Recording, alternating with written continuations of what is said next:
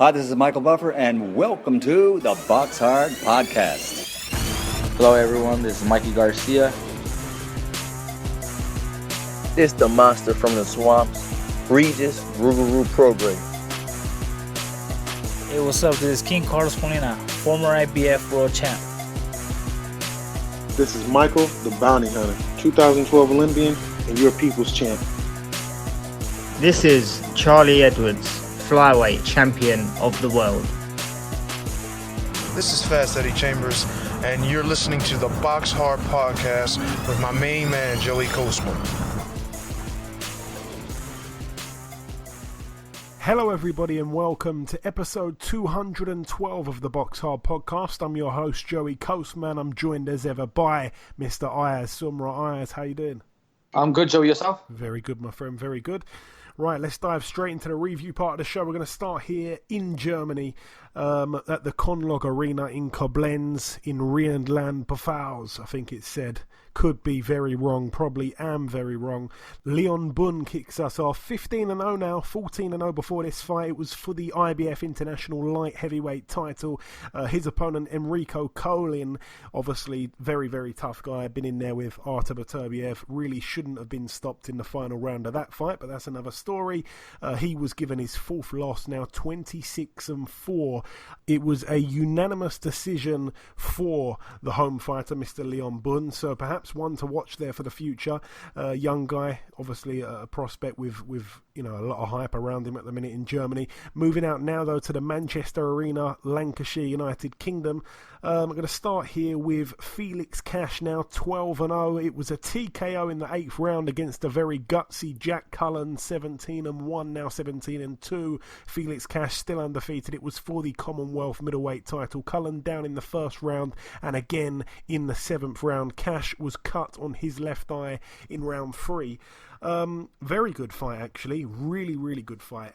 I thought it'd be a good fight going in. I think it actually lived up to the expectations and more, to be honest. Obviously, like I say, the knockdown in the first round, it was a shame for Cullen because he was on top, in my opinion, before the knockdown. And when he got up, to be fair, I mean, Cash did try and swarm him kind of thing. But even after that, after the swarming from Cash, I felt like Cullen went on to actually finish the round quite strong. He started countering nicely.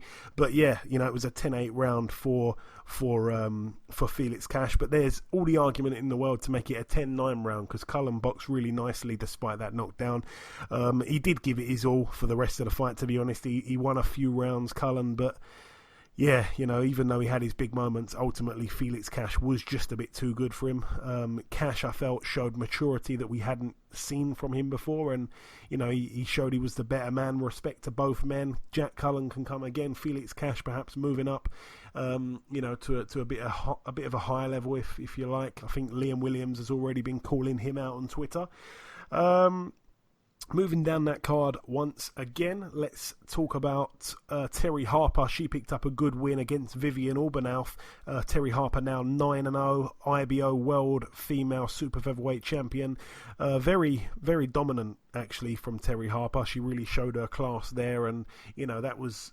it was a bit of a gatekeeper kind of fight. Obernauf, she'll expose you if you're not good enough, which she did to Natasha Jonas, but Terry Harper seems to be the goods.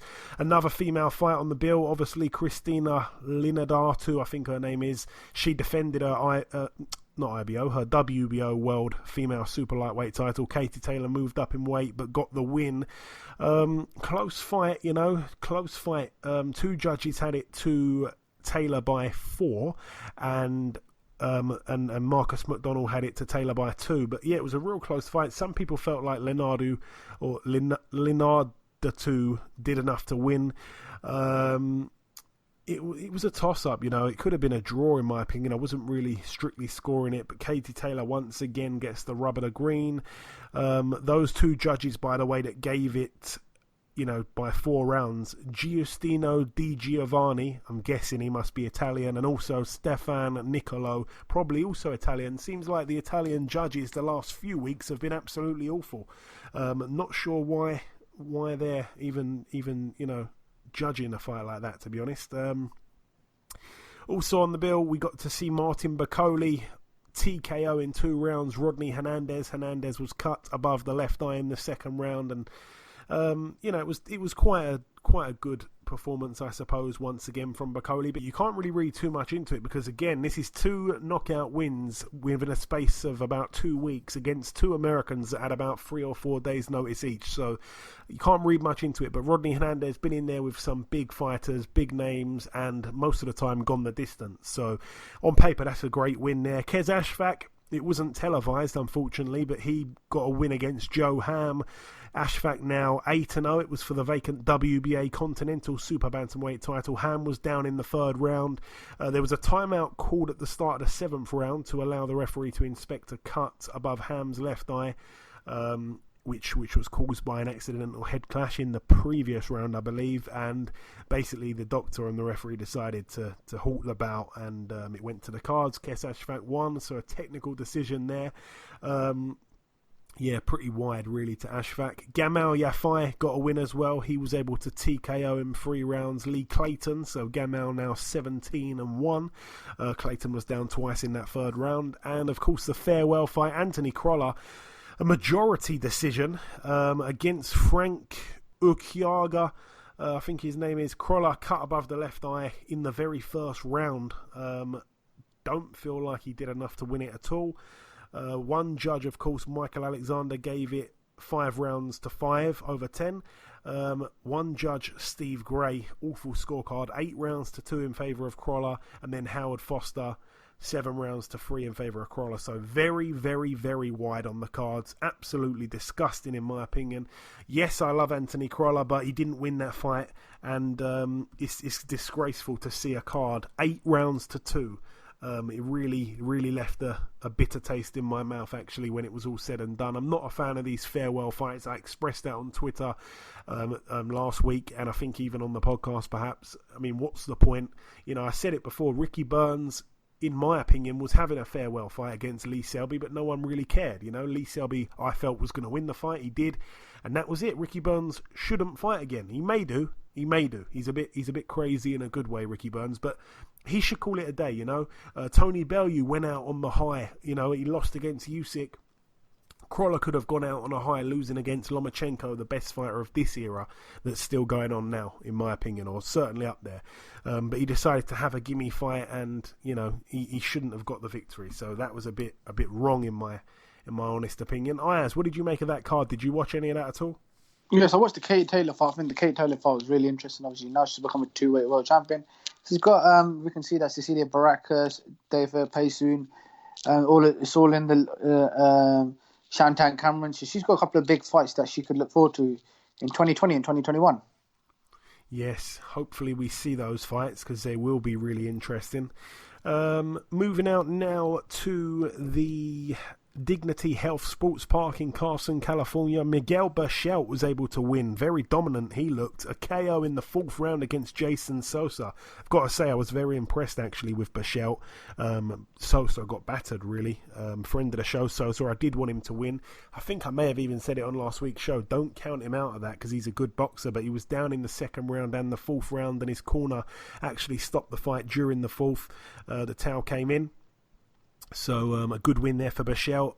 He extends that streak of wins, now 37-1. Of course, a big knockout puncher as well, so he gets another knockout for the books there. Also on that undercard, Alex Salcedo knocked out Rod Salka in a round. Salcedo now 29-1, Rod Salka 24-6. Moving out now to the MGM National Harbour in Oxon Hill, Maryland, USA. Javier Fortuna, win number 35 for him. He's got 2 losses and a draw. He actually TKO'd Jesus Cuellar in 2 rounds, so that's quite impressive in my opinion. Cuellar was down in the 1st and the 2nd. It was for the vacant WBC Continental Americas lightweight title. Also on that bill, Brian Castano, former world champion. He fought for the vacant WBO Intercontinental Super welterweight title against Raul Omotoso actually pulled out. He retired on his store at the end of the 5th round with a injury to his shoulder. So a stoppage win there for Castano. Again, a fighter that I want to see in some big fights. The Argentinian man, really solid amateur. Obviously boxed Lara early on in his career, and he was stripped because he didn't agreed to fight Michel Soro, I think it was, from France. So, yeah, he lost his belt without actually losing it in the ring. Still undefeated, 16-0 with that one draw to Lara. Also on that card as well, Gary Antoine Russell picked up win number 12. He's now 12-0, a TKO in 2 rounds against Juan Huertas, who's now 14-3 with 1 draw. And also, Gary Antonio Russell got a knockout in the very first round. He's now 16-0. It was against Samuel Gutierrez, late notice, I think. 26 losses on his slate now. He's got 16 wins and 6 draws, Mr. Gutierrez. Moving out now, though, to the big one at the MGM Grand Garden Arena in Las Vegas, Nevada, USA. Let's start with the undercard. Evan Holyfield made his debut. Yes, it was a first round TKO against the man who's never won a fight in his life. He was 0-1, now he's 0-2. Nick Winstead. There's a lot of kind of divide on if the stoppage was a bit too early. I initially thought it was, but then when I watched it a few times from different angles, I thought, you know what? I don't know if they should have let him continue. So I'm a bit on the fence with it, really. Not a place I like to find myself too much on the fence, but yeah, in my opinion, was a bit. It was kind. I can see people being annoyed with it. I can see people defending it. But unfortunately, a lot of people are just annoyed with it, so don't want to take the shine away there from Evan Holyfield. But thankfully, it didn't go to the scorecards, because I've noticed that Adelaide Bird was one of the judges for that fight, so thank God it didn't go the 4 rounds.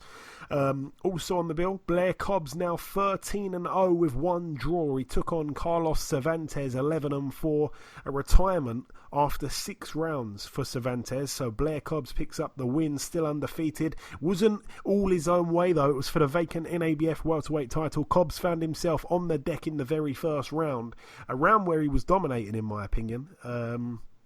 It's not the first time he's been down and got up and won. He's full of character, Blair Cobbs. His ring walk, the face he had on, he was angry. He was a man on a mission. And even in the post-fight interview, he came across real exciting. He fights exciting. He was down in the first round with 5 seconds to go, pretty much. I mean, he was winning it. He just lost concentration for a second. He was on the floor. I don't think he was hurt. And then, of course, the bell went. He does jump in and out of range. Sometimes he walks into shots. He can't really be doing that against the elite punchers at 147, but he's still on the come up, I suppose, Blair Cobbs. And in that 6th round, the final round of the fight, there was a knockdown. Obviously, Cobbs was able to knock his opponent down early on in the round. It was a big right hook, and his opponent, got retired by his corner at the end of round 6. He signalled to his torso. Perhaps he had a broken rib. I think it kind of got lost in translation, but it doesn't really matter. Moving up the card once again, we got to see Sinisa Estrada, I think her name is. She's now 18-0. I believe she moved up in weight for Marlene Esparza, who's now 7-1. Both girls were undefeated. There was a lot of bad blood. It was for the interim WBA World Female Flyweight title. Ended up being wide on the cards for Estrada, and it was a disgusting cut on Esparza's head, and it ended up going to the card. So a technical decision there in round 9 of a scheduled 10.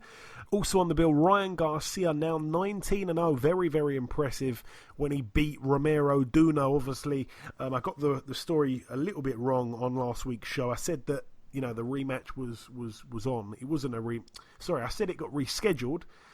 But it wasn't really a case of being rescheduled. What basically happened is Ryan Garcia was supposed to box on a particular weekend. So was Duno. They both had different opponents, and then Garcia's opponent pulled out last minute. So they said, lots of people have bought tickets to see you, Ryan. Why don't you just fight Duno, and we'll just tell his opponent, sorry, but Duno's now stepping up to fight Garcia. Garcia's team didn't want to take that fight on a couple of days' notice because they felt like they had much more to lose than Duno. So people were saying he's ducking Duno. Duno's going to beat him and stuff like that.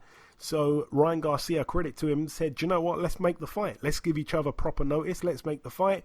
And he went and had the fight. It was for the vacant WBC Silver Lightweight title and the WBO NABO Lightweight title. And Garcia got it all done in a round. So very impressive there. Very, very impressive. Romero Duno now 21-2. Ryan Garcia, I've never doubted that he's got true talent, because people look at these pad videos And, the fact that he gets loads and loads of women, and it riles people up. People say, yeah, he's just doing this for the likes, for the retweets. He's just the Instagram boxer, stuff like that. But no, he's not. You look into his amateur career, it was very deep, very, very deep. And I think he had a number of fights against Devin Haney. I think they share the same amount of wins over each other. So it's like 2-2 or 3-3 or something like that. So that tells you a lot there, because Devin Haney is a man that everyone rates. And hopefully we get to see those fights. And, of course, topping the bill, Ayaz, I'm going to come to you first here. Canelo Alvarez, 53 wins, 1 loss and 2 draws. A knockout in round 11 over Sergey Kovalev.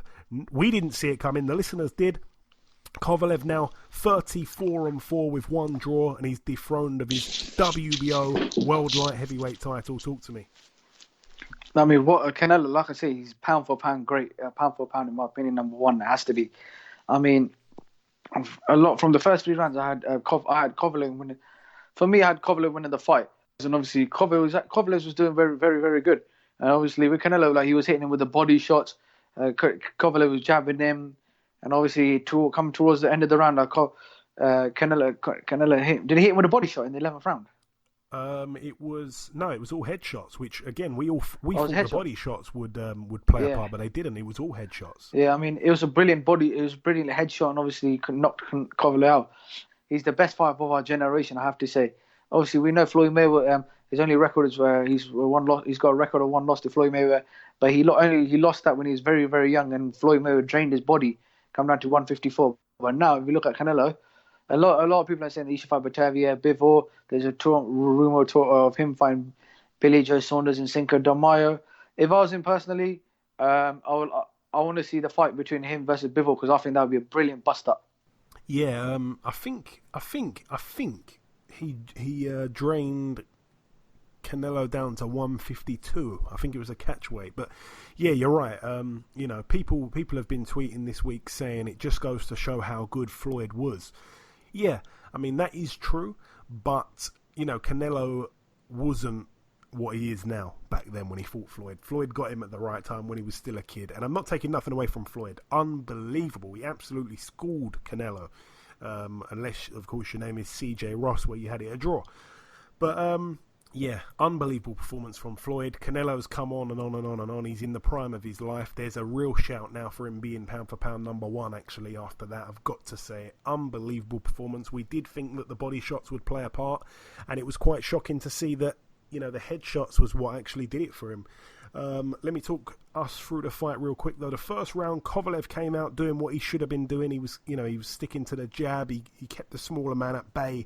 He was controlling the distance. He was feinting. He let a couple of right hands go. Nothing too big. Canelo didn't really do much at all. It was a clear Kovalev round. Again, in the second round for me, Kovalev won the round. The size seemed to be a big problem for Canelo. Canelo did have a bit more success in the second round, though. Because nothing really happened for him in the first at all, but it still wasn't enough to win him the round. The third round, a round I felt like Canelo may have just about nicked. He was constantly coming forward. He was on the front foot. Kovalev was outworking him at times. It was a toss-up round. I think a lot of people gave that round to Kovalev, actually, including the Sky commentary team, if I'm not mistaken. The fourth round, Canelo, for me, had his best round at that point. He started landing nice counter punches on the inside. He hit the body of the Crusher a couple of times too. It was good work. It was smart work.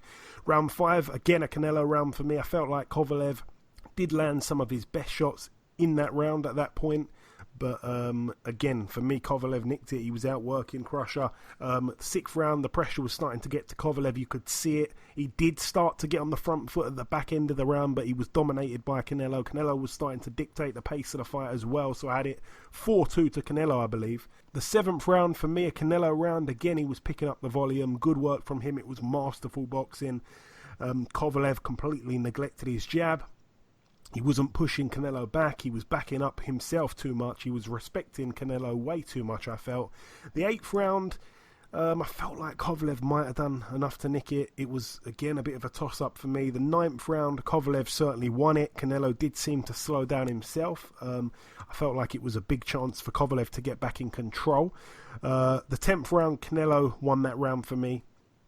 So I think I had it around about 6-4, something like that. And then, of course, in the 11th round, That's to Canelo, by the way. And in the 11th round, wow. I mean, Canelo hit Kovalev with a right hand to the temple, and he just looked a tiny bit unsteady. I saw something in his body language. I think his leg just buckled a little bit. The commentary team didn't initially pick up on it as quick as I did anyway. And I wasn't even sure that Canelo did. But then, boom, Canelo threw a massive left hook to the chin of Kovalev, and he was literally out on his feet. And Canelo landed a right hand at free will to send Kovalev crashing down to the canvas, and the referee Russell Mora waved it off straight away. I was gutted for Kovalev, to be honest. I wanted to see him, get a good win. Again, that's probably it for Kovalev. I think he should probably retire now. I mean, what's the point? He's always going to be in the Who Needs Him club if he doesn't have a belt. Even when he had a belt, he was in the Who Needs Him club. A lot of people didn't want to fight him, including Adonis Stevenson, in my honest opinion. But yeah, I mean, who's going to want to fight him now? I mean, what does he do? He hasn't got a belt now. He's going to be the B side.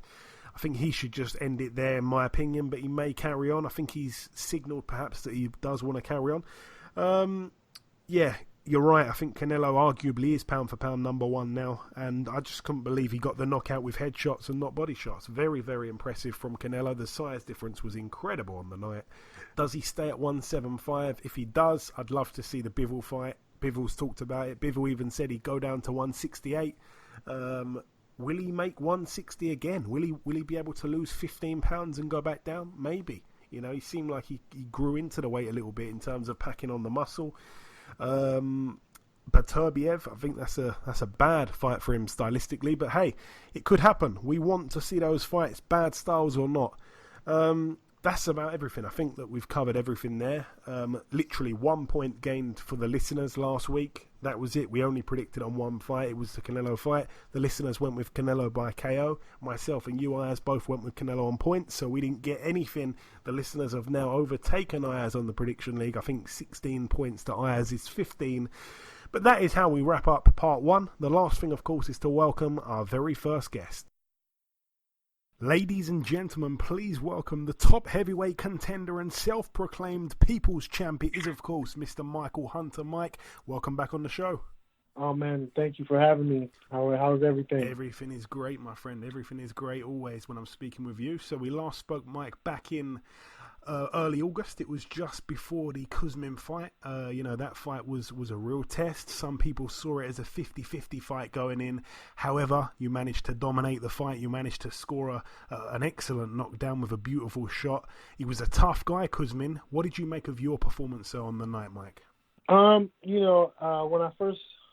after my first initial thoughts, I kind of gave myself a C+ or something.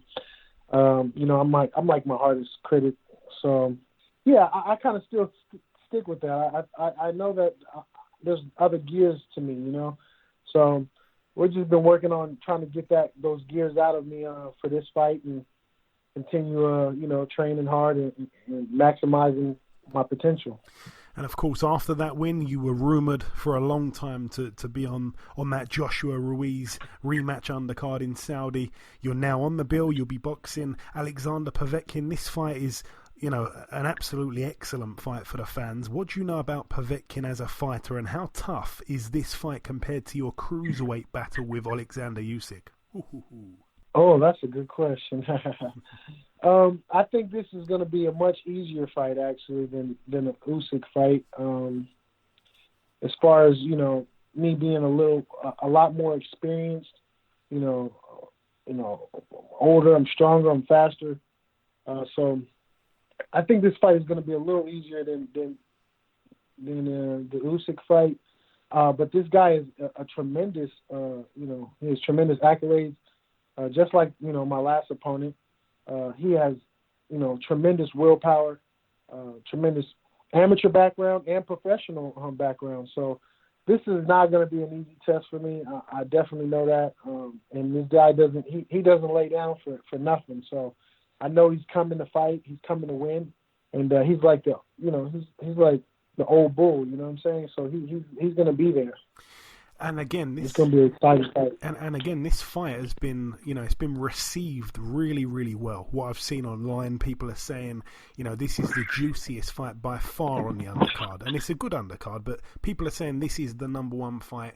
Boxing fans are loving your attitude. You've got that, that throwback fighter type mentality where you'll just box pretty much anyone, anytime, any place. Everyone's loving you. What's it? How does it feel to be a guy that at the minute in the heavyweight division is a lot of people's favorite guy, really? I mean, everyone's loving you apart from probably a few people in Russia, because you seem to keep targeting their best heavyweights. Yeah, I've had, even in the amateurs, I've had like a thing for Russians. So, but yeah, I really enjoy being that guy, to be, being the underdog and overstepping and coming out, successful when they didn't think I would do it. So that always tickles me. You know what I'm saying? I enjoy that. But I also, on the other hand, I also like, being the favorite and everybody, enjoying it and liking my progress and what I do. You know what I'm saying? I'm just here like anybody else, just trying to work as hard as I can. So, I'm here to stay, man. I'm not going anywhere. So I see all you fans and all you haters, come watch me December 7th. It's going to be a great show regardless. So. And again, you've been racking up those air miles in your last few fights. You boxed in the UK against Bacoli, in Monaco against Ustinov, in America twice against Maldonado and Kuzmin, and now again going to Saudi Arabia. You're kind of a boxing fans boxer, in my opinion, a hardcore boxing fans type of boxer. You like displaying your talent all over the place. Do you enjoy all this traveling, Mike, or is it a little bit annoying?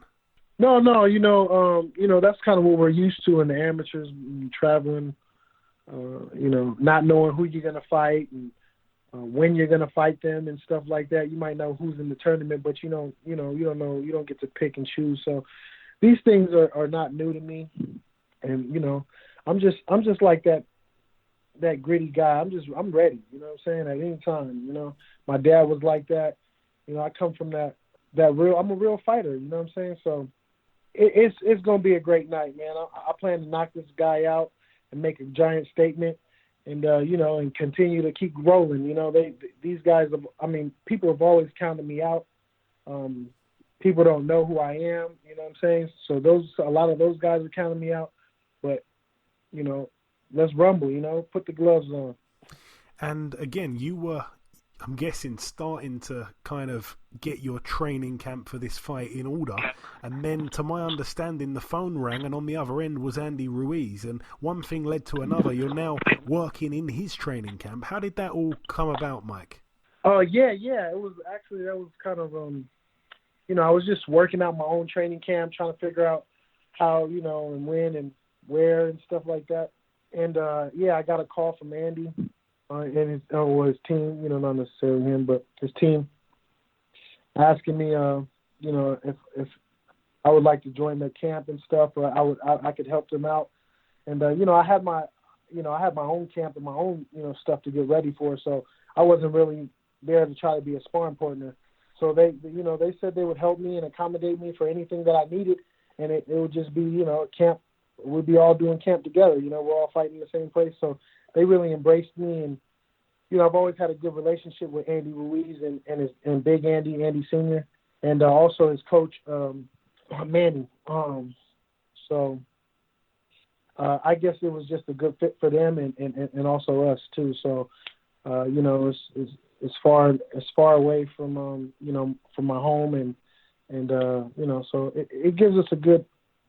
This is good. It's probably the best sparring I could have gotten for this type of for this fight, so I just have to add everything else onto it. So I think this was a perfect. It just worked out perfectly. I think Andy's very similar to Povetkin as far as the approach. There's some things that are slightly different, but I can get some of the same looks from Andy Ruiz that I'm going to be seeing from Povetkin. So I think it was just a perfect fit, and it was very easy to make it, especially when they embraced me like they did. So.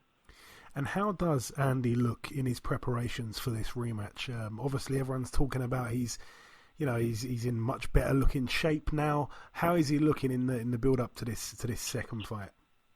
He looks great.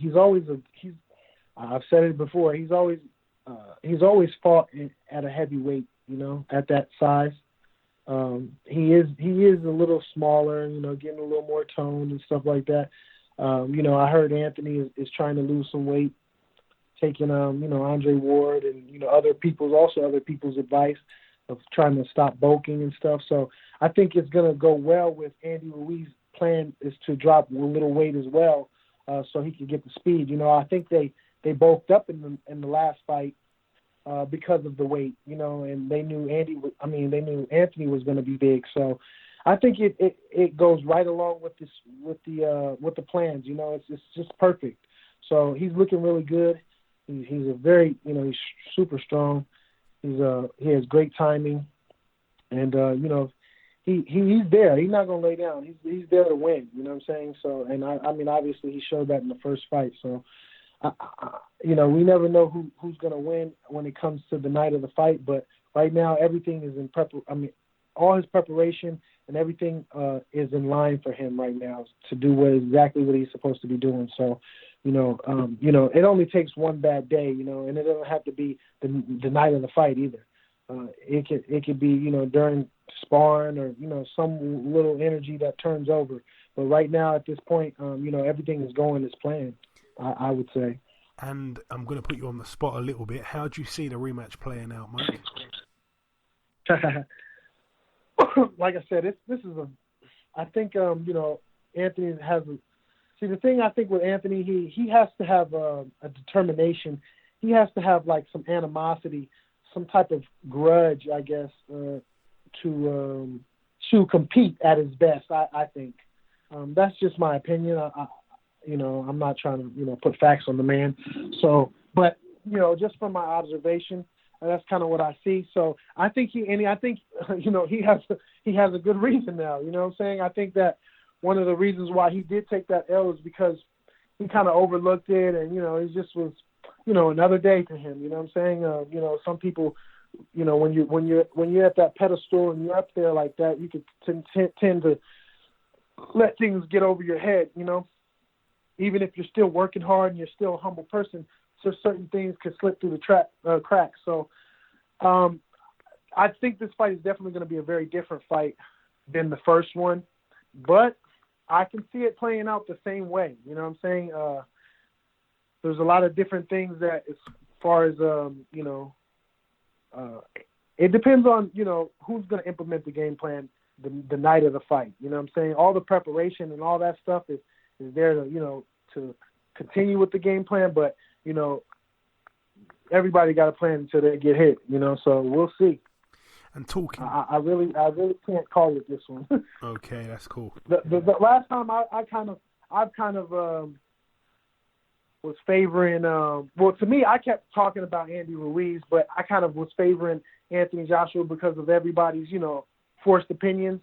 But I did see that he wasn't going to be laying down Andy Ruiz, and it wasn't going to be an easy fight. So, but this time I really think that if Anthony Joshua sticks to making it nice and easy for himself, then he could prevail. So, but you never know. It's very hard to say with all the pressure and all these things that are going on. You don't know how the guy is taking it, and I think it's kind of really up to Anthony as far as his attitude and his mentality that night of the fight.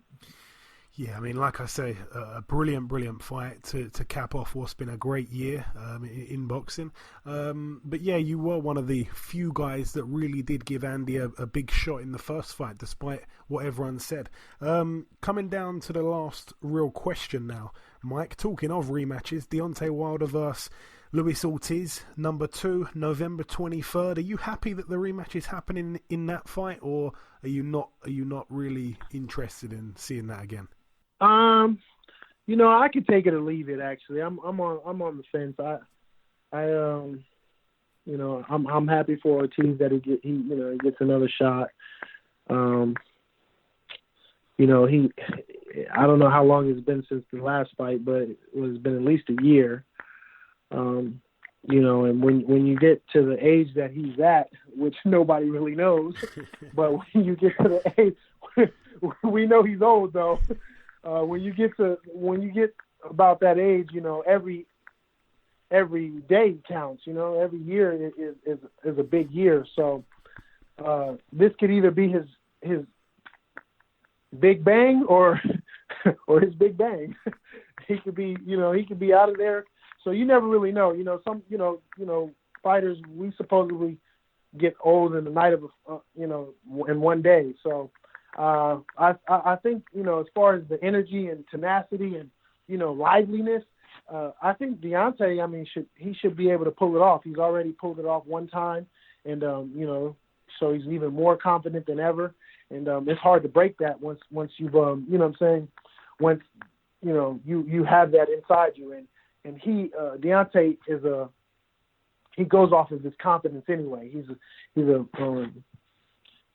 goes off of his confidence and his ego. So you know, it's gonna be hard to beat him that night. I think Deontay. I give Deontay an edge just a little bit on this one. Yeah, I think I agree. You got to give him the edge. Part of me respects him a lot for taking a risky fight, whereas, you know, Tyson Fury's had a couple of kind of, well, you know, they've been almost gimme fights, if you like, and lately he's been fighting in the WWE. So I do give Deontay a lot of credit for taking a risky fight, but at the same time I'm a bit like, what's really the point? I mean, you know, Ortiz had some great moments, but he didn't put Deontay down. Deontay, to his credit, stayed on his feet and got the job done. So I'm a bit on the fence like yourself. But finally, Mike, just before I let you go, any closing words to our listeners? Like you know, there's loads and loads and loads of Hunter admirers over here. What's your message to your fans that will be tuning in December 7th and, of course, backing you for the win? Well, eat your vegetables. Eat your vegetables and watch your boy, you know, plant-based fighter kick some butt December 7th. You know, follow me on my Instagram and look out for, you know, December 7th and watch me put on a great performance. Absolutely. Listen, Mike, it is always a pleasure catching up with you, my friend. You know that. Best of luck for December 7th in Saudi Arabia, and I'm sure that we'll catch up sometime after the fight. Yep. Thank you for having me. Okay, now it's time for part 2 on this week's show. Just before we get into that, let's go to you, Ayaz, with the latest news. The latest news that Nicola Adams has retired from boxing. Yeah, a bit of a shock, really. Firstly, her amateur boxing career is just unbelievable. Absolutely fantastic, you know. To win 2 gold medals in boxing was amazing. She had a high profile. She had some good sponsors. Obviously, she was on a load of panel shows and stuff. She comes across great all the time. I really was a massive fan of hers. Obviously, she turned pro. She had a few problems outside of the ring. In 2018 of last year, she boxed Isabel Milan for the interim WBO World Female Flyweight title. She won the fight. She didn't have it all her own way. She won the fight unanimously, though, and that was for the interim belt. Then, of course, you know, she ended up getting elevated to the full champion when the full champion, for some reason, didn't defend her belt. It seemed a little bit weird. I'm not sure why a woman would want to just vacate her title like that and not have a big fight against Nicola Adams. Never really made sense. And she strong-armed her way in, really, along with Frank Warren, to become a full world champion without actually having a fight for it. And then, of course, she defended it against Maria Salinas in her last fight at the Royal Albert Hall back in September. And it was a real close fight. You know, it was a split draw. So she retained it, but you know, she didn't win a fight. So she's never actually won a genuine world title fight. She had one, and it was a draw. And she, of course, retires now a undefeated world champion. So a lot of people are saying that that's wrong and stuff like that. Even in the post-fight interview at ringside, right after the fight, she said, we need to do a rematch. And I thought, do you know what? Great attitude. Give the girl a rematch. People were booing in the venue. They felt like Salinas won. That'd be brilliant if you give her a rematch, but she's not going to do that. She's decided to retire with a record of 5-0 with 1 draw. So it seems like her career's been massively cut short. Even though she looks really young, she retired at the age of 37. But it's just a shame because you've got to say she's probably an underachiever because she had a really bright future. You felt like she'd probably win a world title, perhaps even clear out a division. She had quite a weak division, I felt, if I remember correctly. I think is it flyweight or super flyweight she was boxing at. So just seems a real shame.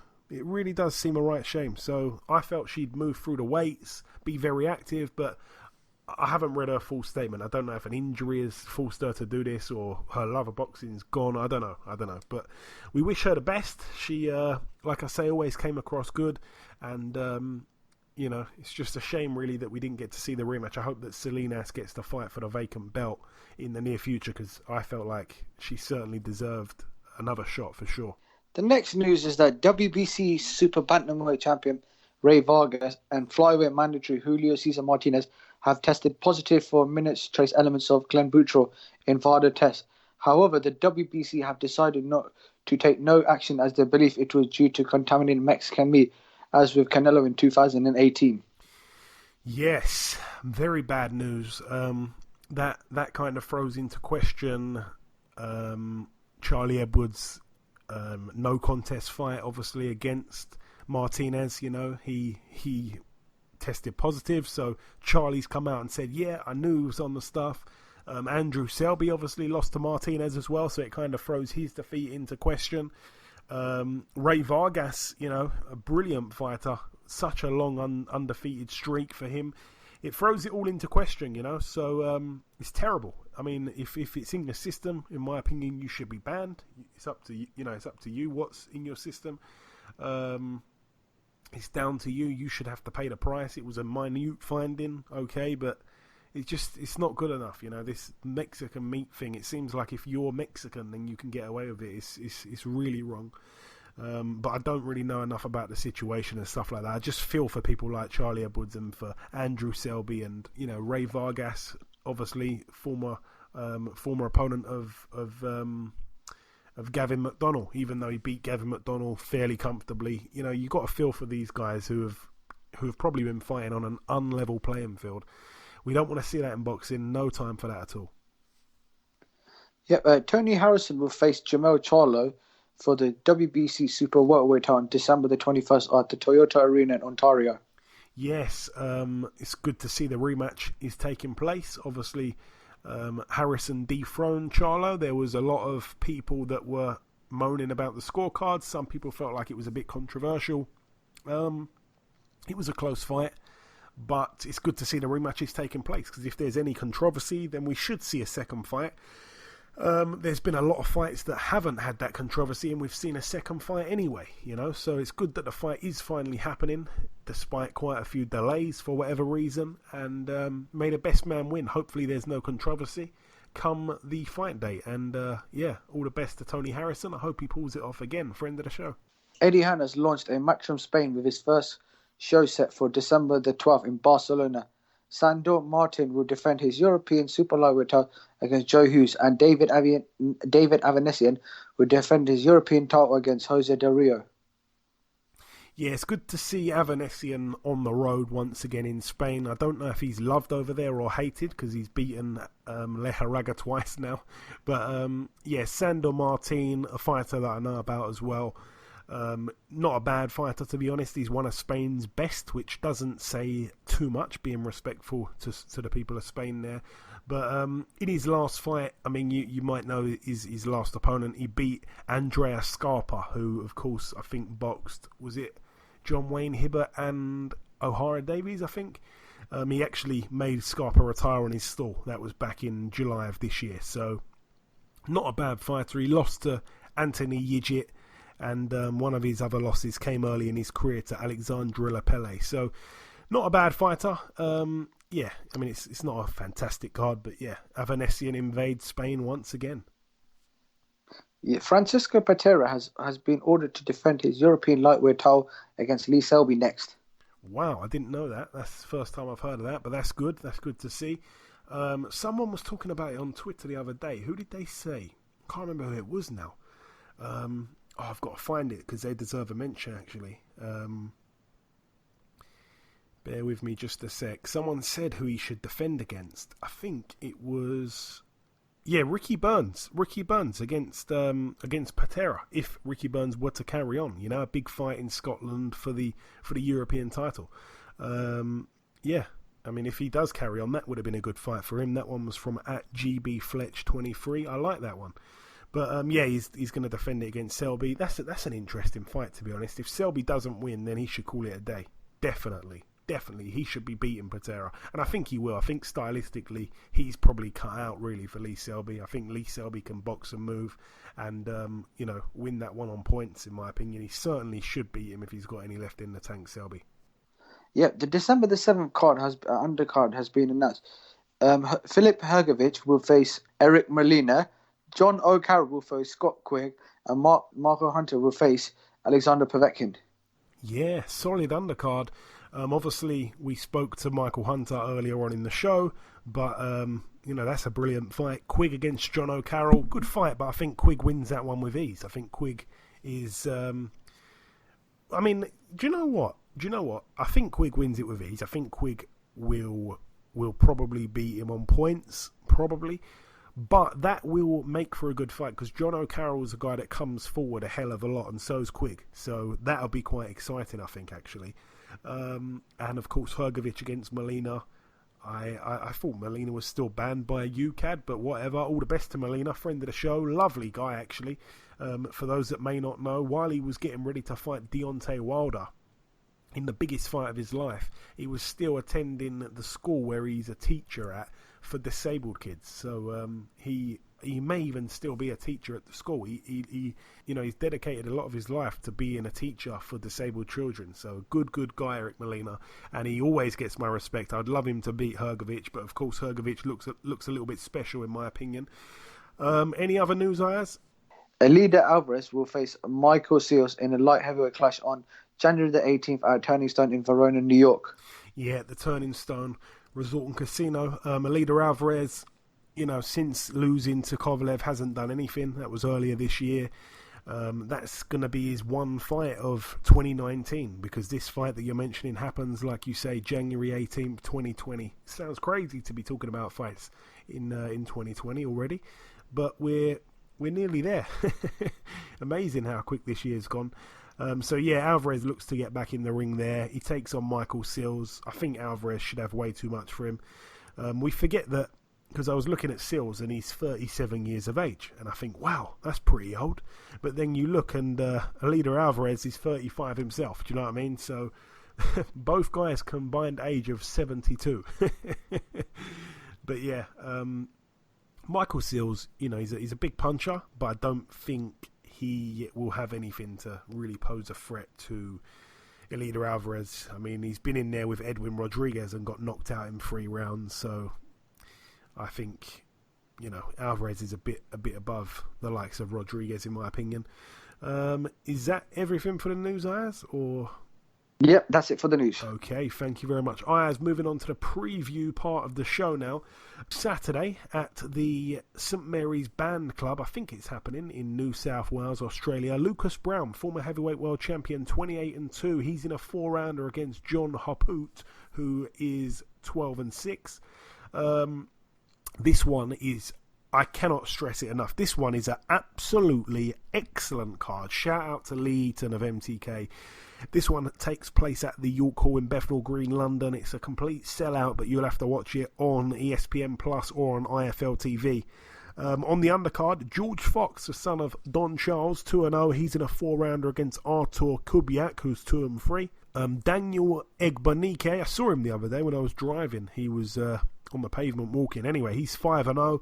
He fights for the vacant Southern Area Super-Lightweight title against Billy Allington, who's 8-0 with 2 draws. Great fight. Danny Dignam, 11-0, steps up against Conrad Cummins, 17-3 with 1 draw. That one's for the vacant WBO European Middleweight title. Excellent fight. Liam Walsh, 22-1. Again, that one lost to Gervonta Davis. I was ringside for that one. It's for the vacant WBO European Lightweight title against Maxie Hughes, 19-4 with 2 draws. Very, very good fight, that one. Michael McKinson, 17-0. He's got a world ranking, I think, with a WBC, I think it is. He's in a 10-rounder against another guy who's ranked, I think it's a couple places above him in the same ranking. So I think it's I think they're both ranked with the WBC. If it's not the WBC, then it's the WBO or the IBF or the WBA. It's one of the governing bodies anyway. It's like number 5 against number 2 in the same rankings here. And the guy I'm talking about, ranked number 2 or whatever, Luis Veron, 17-0 also, but with 2 draws. That's a 10-rounder there. So brilliant fights, brilliant 50-50 fights just mentioned. And also to top it off, Chantel Cameron, 11-0. She takes on Anahi, I think it is. Anahi Esther Sanchez, 19-4 over 10 2-minute rounds. That name may ring a bell, and that is because she's been in there with a couple of other ladies that are at the very top of their game, including, of course, Katie Taylor that we mentioned earlier on in the show. But yeah, Anahi Sanchez, bit of a puncher actually, to be honest, for women's boxing. She's also shared the ring with Jessica McCaskill earlier this year as well. But yeah, you'd expect, and also Eva Wallstrom. She's a former world champion herself. She held the IBF belt at super feather. But yeah, you'd expect if she is the goods, which I think she is, then you'd expect Chantel Cameron to win well. Wham Bam Shan, I love that nickname. I'm a big fan of hers, by the way. Moving out now to the Chansey Park, I think it said, in Fresno, California, USA. Friend of the show, friend of everyone's. He's one of the very best guys in the sport. Jamel Herring, 20-2. It's for his WBO World Super Featherweight title against Lamont Roach Jr., 19-0 with 1 draw. Undefeated Lamont Roach Jr., very, very good amateur. Great fight, actually, that one. It's gone under the radar, obviously, with other fights taking place and stuff like that. But trust me, that's a great, great fight. That one could go either way. I hope that Herring does get the job done. It's that same fight card where Herring's giving away loads and loads of tickets to military personnel and stuff like that. On the undercard of that, we get to see Kubrat Pulev, 27-1, take on Rydell Booker, 26-2 over 10. Also on the card, we get to see Amir Imam take on Marcos Majica, and Jose Ramirez, obviously the gold medalist. He turned pro, and on his debut he lost a split decision over 4 rounds. He bounces back against Fernando Dianda, who's actually 2-1, so that could be interesting. Got to watch Jose Ramirez. It's shocking what's happened since he's turned pro. Moving out now, of course, to the Staples Center in LA, California, USA. Let's start with the undercard. We've got Nikita Ababi, 7-0. He's in a 6-rounder against Jonathan Batista, 19-15. Diego Pacheco, 6-0. He's in a 6-rounder against Aaron Casper, who's 5-3. Billy Joe Saunders, 28-0, takes on Marcelo Cosares, who's 28-0 with 1 draw. Of course, that's for Billy Joe's WBO World Super Middleweight title. I think we talked about this fight before. I said it's a bad fight. You know, I know that this guy is in the rankings or whatever. I think he's in the rankings anyway. I'm not sure if he is, to be completely honest. He's not a great fighter, you know, a very, very padded record. You look down his record, as I'm doing right now once again, and there's absolutely no standout names at all. Not a chance, actually, has Cosares got against Billy Joe Saunders. And of course, topping that bill, KSI against... No, I'm not even going to talk about it. Forget about that. Ayaz, by the way, are you going to be chipping in for this pay-per-view? You're going to be putting your hand in your pocket? KSI, Logan Paul? No, because I don't think it should be a pay-per-view fight. It's 2 YouTubers. Two YouTubers. Yeah, which I think it's...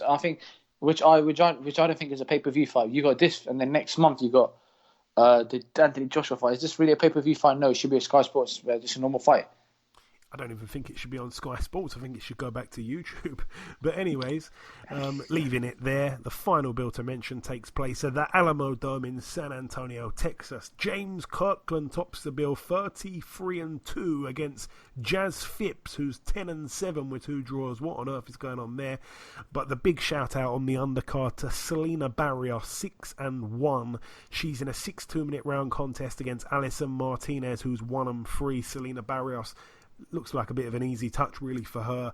Of course, she is the sister of Mario Barrios. I really got a lot of time for Selena. Very good fighter.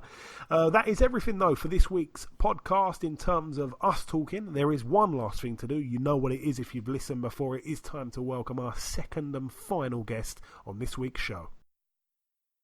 Ladies and gentlemen, please welcome the former WBA Super-Lightweight World Champion. It is, of course, Mr. Regis Prograis. Regis, welcome back on the show, my friend. Thank you, brother. Thank you, man. Glad to be back. Glad to have you back, Regis. So we last spoke, of course, in September. It was just before the Taylor fight. So let's get down to it. It wasn't to be your night in the end. A majority decision loss for yourself against Taylor. Firstly, how did you assess your performance on the night, Regis? Very close fight. I mean, first off, I thought I did enough to win. First off, I don't, like usually, like when a person takes a loss, they hold their head down and they mope around. They don't show their face and stuff. For me, it's not like that. Like I really felt like I won the fight, and I didn't get it. I'm not, even after the fight, I got on, and I was just like, the better man won, and I still feel like that. I still felt like I won, but he got a decision, and I'm not a sore loser. I won't get on and I won't say, y'all cheated me, y'all robbed me. I know it was a close fight. I thought I did enough to win. I heard him a few times. I still thought I did enough to win. I have the punch stats and stuff. I outlanded him. I did, I thought I did enough to win the fight, but I didn't get the decision, so I'm not complaining about it. But as far as the fight went, man, I just felt like I let it slip out my hands because I had him buzzed, I had him hurt, I had clothes, and I just felt like I let the fight go. I fought the wrong fight, especially in the middle rounds. I fought the wrong type of fight. I played into his hands. Like I stayed in. Well, even before that, like the earlier rounds, like I was outboxing him easy. It was real easy for me. I was outboxing him. I was standing on the outside. I was hitting him. He couldn't really touch me. He couldn't touch my head movement and stuff like that. But then I remember he put his hands up. He brought it to me real hard, and we started fighting. We started fighting on the inside a lot. And I remember going back to the corner, and I told my coach, he can't hurt me. Like, don't get me wrong, he's strong, he hit hard, but I was like, he cannot hurt me. So for me, if you can't hurt me, I can take your punches all day, which is not a smart thing to do. Of course, it was a brave fight, but it wasn't a smart to do that, because I was just letting him hit. Most of the time, I was just letting him hit me because I knew he couldn't hurt me. So, but that, like I said, I think he gained momentum when he was doing that. But that was like kind of my plan, just to let him, let's stay on the inside. We're going to trade on the inside. And I thought he was going to wear down. I thought he was really going to wear down. I thought he was going to get tired, and then I was going to take him out in the late rounds. I really thought I was going to stop him. So that's kind of, but, of course, he came, he was in shape, and he was a warrior, and he took a lot of punches also, He was tougher. He was definitely tougher than I thought because I was hitting him with some, I really thought before going into the fight, I thought, man, as soon as I land a punch on this dude, a hard punch, like I'm going to hurt him. I'm going to stop him. And, I mean, like I said, I wobbled him maybe like 2 times. And I remember hitting him to the body like once, and I heard him like make that sound when it hurt. But still, man, he was tough. And one of the biggest things he had is his recuperative powers. Like, he got hurt and he came right back. He was still strong after that. So, but like I said, man, I thought I did enough to win the fight, but I didn't get the nod this time, and I'm not tripping, and this is a fight for the ages. This is, I always dreamed about being in a fight like this, being involved in, just this type of fight. I think this fight will go down, like a Duran and Leonard, like a Tommy Hearns and Marvin Hagler, like a Arturo Gotti and Mickey Ward. I think this type of fight will go down in history as a fight like that, and I'm glad to be, involved in it, and so this is not a fight that'll go unnoticed, and it's a lot of people telling me that I really won the fight, so this is a fight that'll go down. I think this is a fight that'll go down in history, and, now, I always wanted to be in the history books, and, I think I am now. And obviously, it's kind of difficult to score a fight while you're actually in a fight. I know that we spoke just briefly afterwards and you hadn't yet watched it back. Have you had a chance to sit down, watch it and score it? If not, that's fine. But if you have, then let me know. Nope. I didn't. I still didn't score the fight yet. No. I mean, a lot of my people, I still didn't watch the fight. I don't know. I'm not interested in watching it right now. I think one day, I'll watch it. But just right now, I'm just not even interested in watching the fight. A lot of my people and stuff, they watched it over and over, and they was like, man, you really did win that. They were saying how, the announcers was biased towards him and everything he was doing. I you know what? Listen, to be honest, I felt like it was going to have to go that way. If I didn't stop him, and I'm not trying to say like it's favoritism and stuff like that, but I knew the crowd always will persuade the judges, you know, because I remember vividly, it was one time in the fight, like I slipped a punch and like I made a miss and the crowd went crazy. The crowd, oh, and I remember I slipped the punch, I made a miss, I think he hit me on my shoulder or something like that. And I made a miss the punch and the crowd went crazy, and I was just thinking, you know, like, you know, the judges are only human, you know. It wasn't, I'm not going to say it was no favoritism going on over there. Like I said, that'll be excuses to say something like that, but still the judges are human. And, you know, I think the judges do, you know, they get persuaded by the crowd also, just like everybody else. So, yeah, that's just kind of how I feel about it. And do you feel like the result would have been any different had the fight taken place in the States? Because in my opinion, you know, you need to be given credit for traveling here in the first place. Yeah, I think so. I definitely think it would have been a different. I think for sure. I think it would have been a different outcome if it would have been in the States, you know. And I mean, I think I would have actually fought different. I can't even. Even I'm saying all this about the judges and stuff. I won't blame the judges for that because you know they're human, and I still think that I fought a wrong fight too. At the same time, I fought a good fight in a courageous. I talked to Lou DeBell about it. I fought a courageous fight. But was it smart? No, it wasn't a smart fight to do. If I can really, I box everybody from the outside. That's probably what I need to do. I box everybody from the outside. I don't have to sit and trade. But my whole thing is, and this has been my problem for a long time. It's a good problem too sometimes. But I love to fight. Like that's what I am naturally. I'm a fighter, and I love to just get in there and just fight. And you know, sometimes it's not fighting. It's boxing. You know, in the sport of boxing is way more safe than just fighting. You know, but that's just me is in my heart. That's what I love to do. I just love to just fight, and that's me, you know. But I think if it was in the States, it would have been a different outcome. But it would have been a different outlook on me, period. You know, and I was just like I said, I just got to follow my daddy, and we were talking about some things. But this training camp, it was just a lot of stuff going on with me. And like I said, no excuses, but I just wasn't comfortable. You know, I always. Ever since I came up, my training camps has always been at home. Always, I was always comfortable. I know a lot of fighters they might travel and you know they might go away from training camp, away from their families. But me, I have to be at home. I just feel good when I'm at home. And you know, I wasn't home for like a month and a half because I came to LA. You know, I started my training camp at home in LA for 3 weeks, and then I went to Houston for 2 weeks, which I wasn't comfortable, and then I went to London, in which I was really uncomfortable out there, you know, for the other 3 weeks, and then you know, of course, I stayed a few days after the fight. So, it was just, you know, it was a lot of things going on, but I think that, you know, if it would have been the States, it probably definitely would have been a little better. Just mentally, it would have been better, and I won't even say about the judges, but just mentally on my part, it would have been better. Yeah, I mean, that 117-112 scorecard is just unbelievable, shocking. One thing that I picked up on, I don't know if many other people have picked up on this, but when they interviewed, I think I may have said this to you, but just for those that might have not heard me say it, I said it on the podcast a week or two ago. For those that didn't pick up on it, when they interviewed Shane McGuigan, of course the trainer of Josh Taylor, in the ring after the fight, he went out of his way to say, yeah, it was a really close fight. We had Josh one up going into the final round.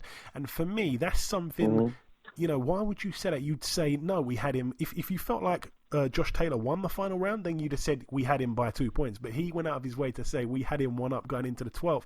Why say that unless you thought perhaps Regis won it and it was a draw, you know? So that kind of spoke to me, you know? I noticed that. Not a lot of people saw that. But yeah, what is next for you, Regis? Obviously, it's early, but do you know already what you want to do next? I'm chilling right now. You know, I got, you know, I'm back home and I'm back in paradise, back in LA now. So I'm just chilling, bro. I'm just, you know, talk to my management team and see what's next. You know, I definitely want my belts back. I want to be a world champion again. I think it's inevitable that me and Josh fights again. We have to fight again. The fight was too close. So we definitely have to fight again. But I want to see what's next for him, and I want to see with him and Ramirez if they're gonna fight. If they're not gonna fight, then you know I want to fight one of them. You know, maybe if him and Ramirez doesn't fight, then I fight Ramirez. And but you know, at the same time, Ramirez is about to fight. He's about to fight Postal next, and that could be that could be a toss up. I think Ramirez will win, but it depends on how much Postol has in him left. So I want to fight the winner. I definitely want to fight the winner out of Ramirez and Postol, but of course that won't probably happen in 2000 until next year sometime. So we'll see. I mean, I don't know, man. I don't know. I don't know what's next for me, but I definitely want to be. I have to be a world champion again. I have to get my belts back. In this time, hopefully it'll be more, because Ramirez has 2, Josh Taylor has the other 2. So I definitely want to be a world champion again. That's my goal for sure. Always been to, be a world champion. So I want that. But as far as who and all that, I don't know. I guess I'm gonna just let my management team, see what's up with that. But because I'm about to start traveling stuff, I'm going to Brazil for Christmas, and most likely when I come back from that, that's when I know something. Excellent. And if you were in some hypothetical world, if you were Josh Taylor's manager, what would you advise him to do? Would you advise him to take a rematch with you, or go and fight the winner of Ramirez Postol to try and pick up all 4 of the belts? I'll tell him go fight Ramirez, the winner of Ramirez and Postol. If Postol won, no, I don't think so. If Postol won, he already fought Postol. He already beat Postol. It was a close fight, but he already beat Postol. So I think I'll fight. The thing about boxing is crazy, because you kind of gotta see what everybody else's move is gonna be. You have to think about, all right, if I'm Josh Taylor, all right, what's my next move gonna be based on Ramirez's next move, based on Regis' next move. We still the top 3 in the division right now. So you still have to worry about and see what they're gonna do. But if I was Josh Taylor, I mean, maybe he did have hard fights. He did have a lot of hard fights. So maybe they give him something a little easier, and then he'll fight maybe Ramirez, or he can go straight to Ramirez. But if I was his manager, I wouldn't go straight to Ramirez, because that might be another hard fight, and then every time you get in a hard fight, man, it takes something out of you. It definitely will take something out of you. He got 16 fights, but he's had, tough fights, a lot of tough fights in his career. So I don't think I would, if I was his manager, I'll take, I'll get paid, take a probably easier fight, and then go after Ramirez or whoever has the belts. But I might, hopefully if he doesn't go after Ramirez soon, I'll do it, and then we'll get the rematch. But I know for sure me and him have to get the rematch one day, because the fight was it was too close. It was a classic fight. It was too close, and I think the fans will definitely demand that fight again. I'm sure they will. And talking of managers, Jose Ramirez's manager has come out and said that Ramirez would stop Taylor in 6 rounds. Your reaction? No, I don't think so, man. I don't think so. I think Josh Taylor would be too much for him. What people don't realize is Taylor's tough. He's very tough. You can look at all that stuff on the outside, but it's always a difference when you get on, when you get in the ring. And that's Rick, man. That's just how he is. He's just a talker. He knows how to build fights. He's very smart at doing that. He's very smart, but I don't think I don't think Ramirez will beat. I don't think he'll definitely. I really don't think that he'll be able to beat Taylor. Because Taylor, he's good. He's long. He's good on the outside, and he's equally. I think he's very good on the inside. He's better on the inside than he is on the outside, really. So, I don't think so. But if he does, then that means he'll be a hell of a fighter, and then I still definitely have to fight him. Gervonta Davis has decided to call him out as well. Fun and games or serious? I saw that. I think it's fun and games. I mean, he might be serious about it, but I think he's too small, man. I think he might be a little too small and stuff like that. So, I don't think so. And the final question, Regis, I'm asking this to everyone at the minute. I'm trying to gather the predictions here from everyone. Joshua Ruiz, the rematch, December 7th in Saudi Arabia. Who wins, in your opinion? Man, that's gonna be a tough one, man. I go with Ruiz. I go with Ruiz again. I was at the fight. I was there at Madison Square Garden, and it just looked like Anthony Joshua he wasn't nervous. He was just so nonchalant. Right before the bell rang, he was sitting with his arms on the ropes, like he just wasn't about to get in the fight, like he was about to spar or something like that. Like Ruiz was bouncing up and down like you're supposed to be. He was ready, and I can't say that Anthony Joshua took him light. I don't know if he took him light or not. You can't say, but that's what it seemed like to me. But at the same time, I still think that Ruiz might have the style to beat him. He might hit him again and has the style to beat him, and then that first fight is going to come back. So it'll be very interesting, but I go with Andrew Ruiz. Okay, a lot of people siding with him. It seems like it's a bit of a 50-50 split on that one, but a brilliant fight. We can't wait to see it. And just finally, Regis, if you've got any closing words to your UK supporters that did support you in this fight with Taylor, and of course will be still supporting you following on from this.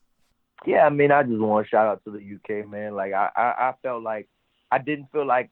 Of course, when I fought out there, I didn't feel like the home fighter. Of course, I wasn't comfortable when I was coming out there, but the UK fans made me feel as much comfort as I was gonna feel. I didn't feel like a foreigner. Basically, I got so much love from everybody, and I didn't feel like a foreigner out there, and I just, I would definitely consider coming over there again. One day. Now it definitely have to be for a lot of money and stuff, but I think that, I will come over there again because the fans just showed me a lot of love, and I just had a great fight, and most people didn't see, but, the O2 was packed. And when I came out, of course, you can't see my face because I have the mask on, but when I came out and I saw that crowd, like, all I did is smile. I was smiling inside my mask. Like, I was full smiling because I just was, I was just so excited about, being in the fight of that magnitude. I'd never been in a fight of that magnitude before.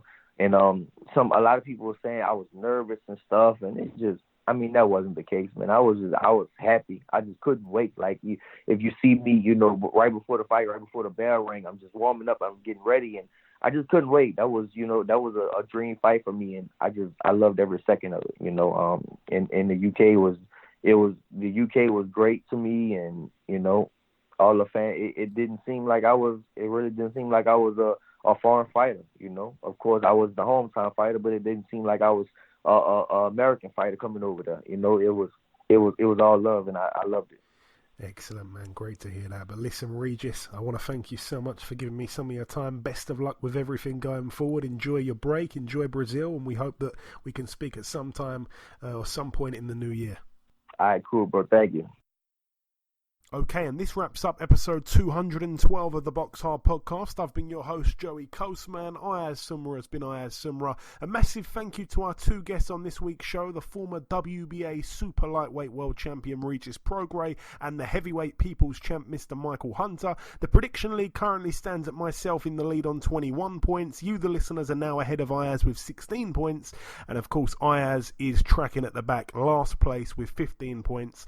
One fight that of course was missed from the review part of the show was the card that took place in Japan. The reason why we missed it out of the review part of the show is because the fight hadn't yet happened. It obviously happened earlier today, and when we recorded the review part, which I think was on Tuesday, the fight hadn't happened. But I'm just going to give my little assessment of it here. The first round I felt was a great opening round. It started off a little bit cagey, but then it started to really heat up. Both men were exchanging. Both men were happy to trade. Nonito took some big shots, seemingly without a problem. Nonito got through with some nice shots of his own, some lovely left hooks. Nonito seemed unfazed by the whole thing. It was excellent to see. The second round, a Nonito Donaire round for me, he was applying that pressure. He was pushing the younger man back. He was old man in him. He was using his experience. He made Inoue hold on for a second in the round, probably for the first time in his career. And he landed a lovely left hook on the button of Inoue, but Inoue took it. Credit to him. He showed a great chin. Inoue was cut as well in that second round, I think, from his eye and his nose. Donaire just showing the massive set of balls that he has. The third round was an Inoue round for me. He didn't dominate. He was on the back foot, but he picked his shots really nicely. He hit Donaire with a couple of nice counter shots. I felt like he did enough. Again, the fourth round, I'd say Inoue did enough, but Nonito also nailed him with some big singular shots. Donaire has to be respected, doing what he did at his age of 36, at a weight that no one even thought he could make, let alone maintain it. He was asking serious questions of Inoue in there. Inoue's power didn't look like much at all.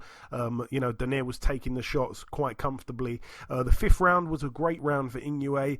He caught Donaire with a big right hand, and to be fair, his legs buckled a little bit. Inoue went in for the finish. Donaire went back to the ropes and even tried to counter Inoue with a monster left hook that just whistled past Inoue's chin. I mean, if that landed, it would have been lights out. Donaire still had his wits about him, clearly. I don't think he was as hurt as he appeared to be. It was a great round, though, but again, I had it to Inoue 4-1. The sixth round, for me, another Inoue round. He was just getting his shots off and getting out of there nicely, getting in and out. The seventh round, that was a point in the fight where you'd expect Nonito wanted the fight to kind of get there. The second part of the fight, that's you'd probably say Nonito's territory. He wanted it to go late, you'd have thought. Donaire was winning the round early on, but I felt like the Japanese fighter just picked it up in the last minute of the round. He possibly just about nicked it. My scorecard didn't really reflect the competitiveness of the fight, so I had it 6-1 after 7 for Inoue, which sounds awful. The eighth round, that was a huge round for Donaire. Could have been a turning point. He started to find Inoue repeatedly with the right hand. All of his attempts throughout the fight in the earlier rounds trying to find the chin of Inoue with his trademark left hook was the wrong hand to throw. It seemed like the right hand was really working for him. He was nailing Inoue. Inoue's eye opened back up the cut, because I felt like the corner had done a good job of fixing both cuts, the nose and the eye. They stopped the bleeding, and they did a great job in the corner. But he opened the cuts back up here in the eighth round. Inoue's chin got checked a few times. Donaire, he was certainly checking not just only the chin but also the heart of Inoue after dominating the fight, pretty much, especially on my card. It was a real turning point. Donaire seemed like he faded, but he was back. That was it for the eighth round. The ninth round, wow, I mean, Donaire forced Inoue to hold on. The cuts were worsening yet again. Inoue looked shaken to his boots twice in the round. It was an unbelievable performance at that point from Donaire.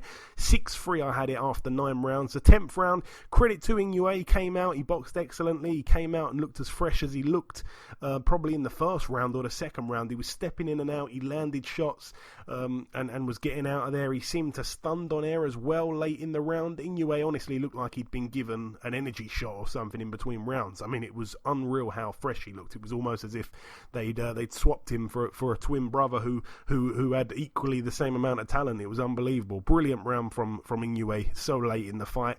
The 11th round, of course, that was where Donaire did get knocked down. It was a huge body shot. It was a left hook to the body of Donaire. He took a knee, got up at about 10. I felt he should have been counted out. I think the referee even said 10. I don't really think Donaire wanted to continue, if I'm being honest. I mean, he got back up.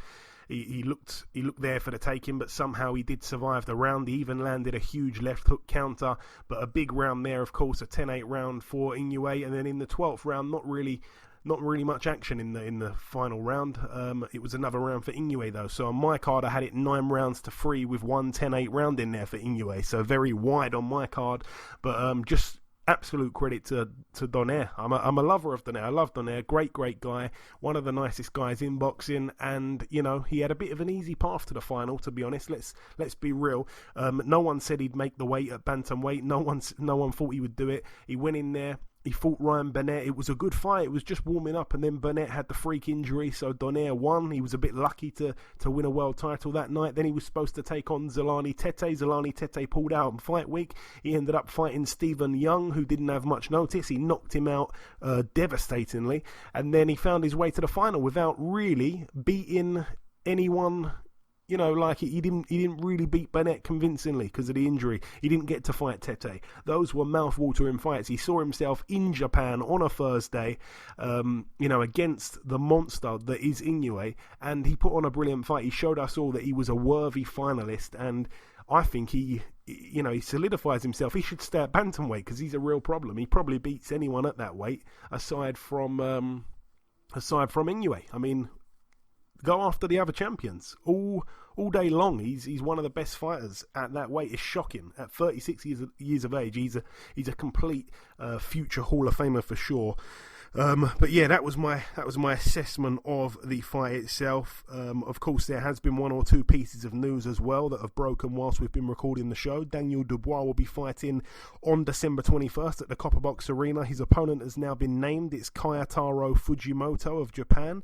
The full undercard is going to get announced on Monday at a press conference. And talking of press conferences, Eddie Hearn is set to announce a blockbuster fight tomorrow at a press conference. I'm really unsure of who it's going to be, actually.